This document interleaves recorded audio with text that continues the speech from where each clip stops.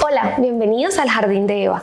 Hoy quiero hablar un poco del origen de la aromaterapia, cómo empezó la aromaterapia a funcionar en la humanidad. Y esto se data a muchos años atrás, a las primeras tribus o civilizaciones que existieron, que se dieron cuenta que las plantas, las frutas y ciertas raíces, al ser ingeridas, no solo aportaban un valor nutricional, sino que tenían ciertos efectos positivos en el cuerpo. Fue así como los humanos empezaron a observar y se dieron cuenta que no solo cuando se ingerían, sino también cuando se ponían plantas o flores en heridas, estas heridas sanaban más rápido. ¿Qué pasó después? Esta conexión entre la humanidad y lo divino, que era muy importante para las civilizaciones antiguas, hizo que el uso de las plantas fuera esa conexión con la divinidad, con lo espiritual, y por eso su uso se hizo tan extensivo y tan profundo. ¿Qué viene después? El uso del humo. ¿Qué pasaba? Cuando empiezan a quemar maderas, sale el humo y se dan cuenta que ciertas maderas tienen un humo que huele de alguna manera especial o diferente. Y notaban que en estas ceremonias en las que usaban humo para llamar a la divinidad pasaban cosas. ¿Qué podía pasar? Las personas se sentían mareadas o se sentían felices o tenían hasta experiencias espirituales. Con los años se han dado cuenta que ciertas maderas tipo ciprés o el cedro tienen propiedades bactericidas y antisépticas, y fue por eso que fueron tan buenas y se extendió su uso. En pacientes enfermos, ¿qué pasaba? Quemaban humo y se los acercaban, y esto hacía que las heridas o el paciente se curara más rápido. ¿Qué pasa después de esto? Vienen estas civilizaciones que se desarrollaron muy rápido en el mundo, y les voy a hablar como de las principales países que aportaron a la aromaterapia. Hay algo que no les dije al principio, y es que el término aromaterapia se acuña mucho después, y les voy a contar la historia, pero para que sepan que anteriormente era más como medicina tradicional, herbal, y ya eventualmente fue el término específico de aromaterapia. Vamos a empezar con la India.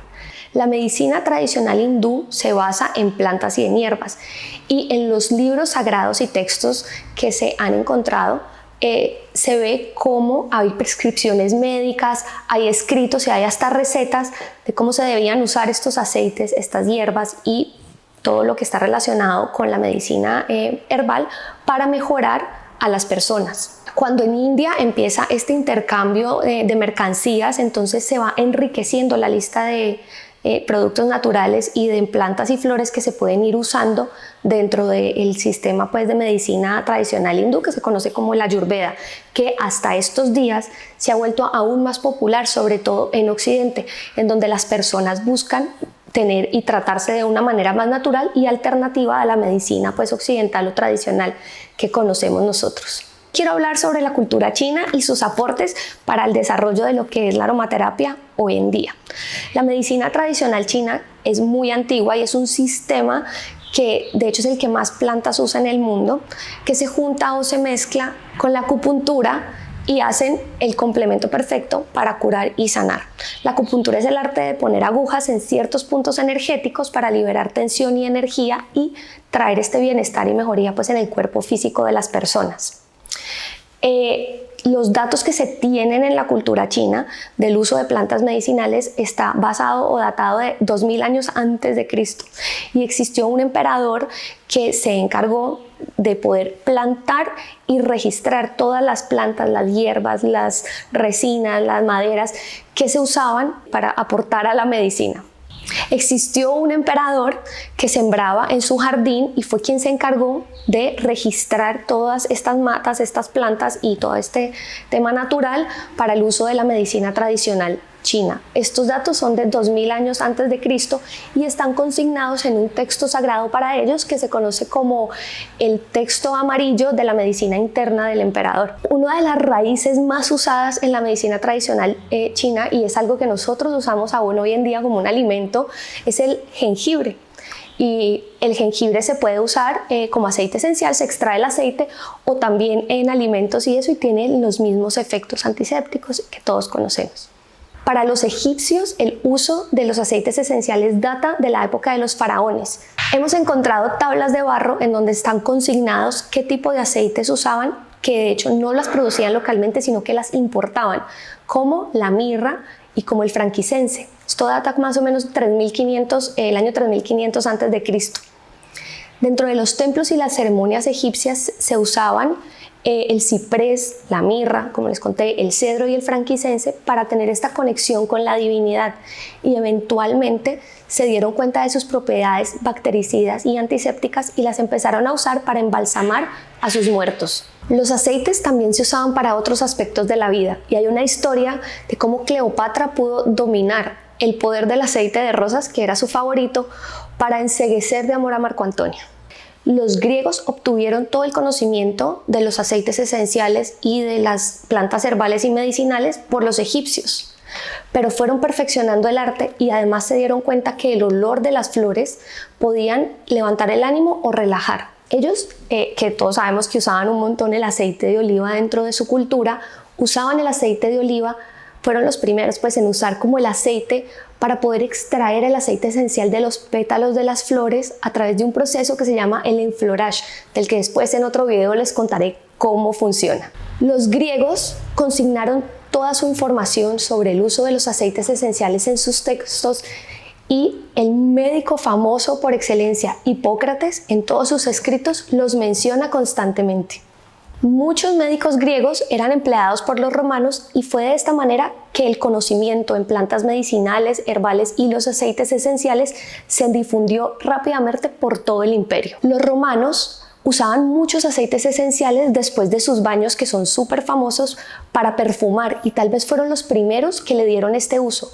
Perfumaban su pelo, se hacían masajes relajantes o incluso perfumaban ropa y espacios para sentirse mejor y para poder tener mejor desempeño en toda esta conquista que fue muy importante para el Imperio Romano. Uno de los emperadores que más utilizó aceites esenciales fue Nerón, y su favorito también era el aceite esencial de rosas, como les había contado en el video anterior, que era el de Cleopatra, porque se dio cuenta que este ayudaba a sus dolores de cabeza. Nerón sufría de migrañas y usaba este aceite para mejorar sus dolores de cabeza y para la indigestión después de esos banquetes romanos que eran la locura.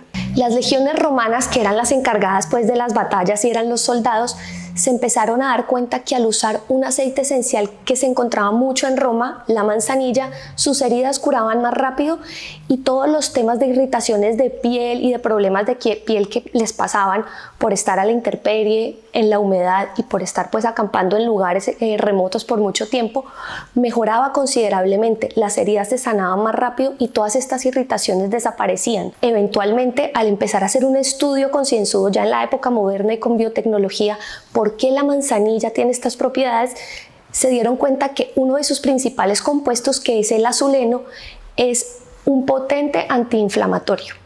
Esta época del oscurantismo en Europa, después de que cae el imperio, más o menos en el siglo XII después de Cristo, durante las cruzadas, en la época del oscurantismo, los caballeros que iban y venían por muchísimos continentes y territorios traían aceites esenciales y traían más y más plantas de todos estos viajes que hacían. En esta época fue que realmente se desarrolló la técnica de destilación por arrastre de vapor, que es la más usada hoy en día y que es la que realmente extrae la mejor parte de los aceites esenciales sin desnaturalizarlos o dañarlos. Imagínense, siglo XII.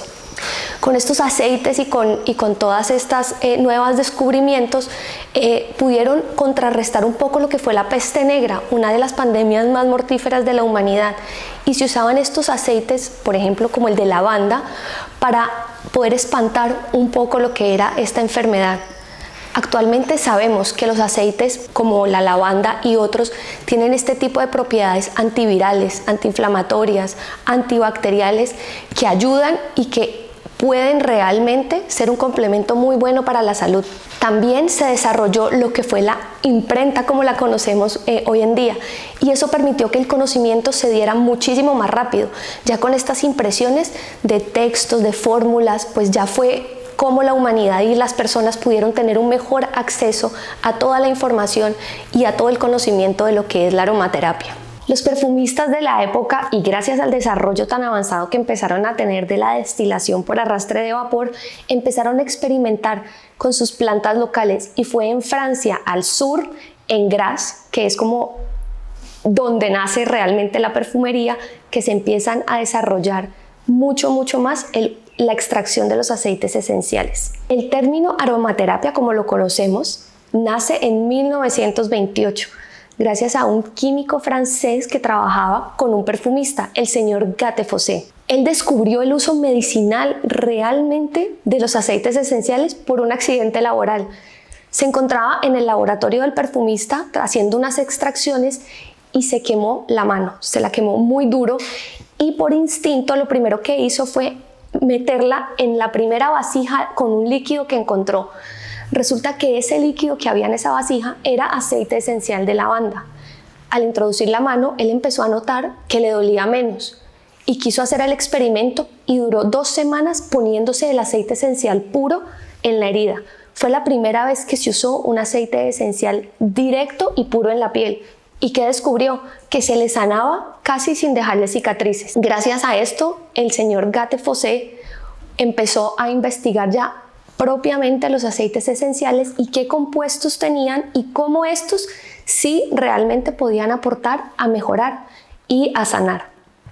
Durante la Segunda Guerra Mundial fue un médico francés, el Dr. Valnet, quien complementó y amplió toda la investigación que había hecho el químico Gattefossé.